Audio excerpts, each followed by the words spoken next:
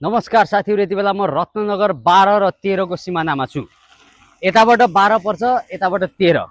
तर यो बीचको सिमाना चाहिँ यो सिमाना छुट्याउनलाई यसरी राखिएको हो कि के हो?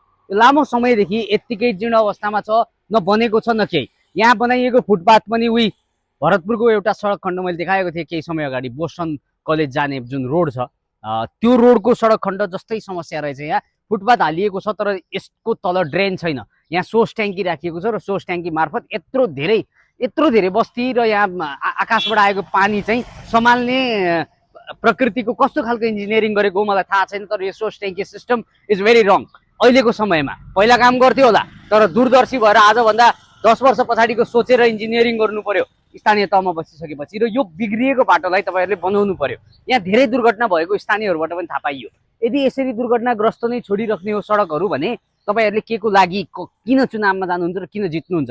जितिसकेपछि काम गर्नुपर्छ कि पर्दैन? तपाईहरुले यदि काम गर्ने होइन भने अर्कोचोटि फेरि यही देखाएर आउनुहुन्छ भोट माग्नलाई। त्यही भएर यस्ता सडकहरू चाहिँ यथाशीघ्र तपाईहरुले चाहिँ यहाँका स्थानीय सम्पूर्ण टोल सुधारदेखि वडाका अध्यक्षदेखि नगरपालिकाका मेयरसम्मलाई म भन्न चाहन्छु, कृपया यी सबै सडकहरूलाई चाहिँ यथाशीघ्र समाधान गरिदिनु होला, मर्मत गरिदिनु होला। हेर्दा राम्रा देखिए पनि बीचबीचमा यस्ता सडकमा बिग्रिएका खाल्टाहरूले दुर्घटना घटाउँछन् र यो दुर्घटना घट्नको लागि, कम गराउनको लागि तपाईहरुको सहायता यहाँको हरेक स्थानीयलाई चाहिन्छ। धन्यवाद।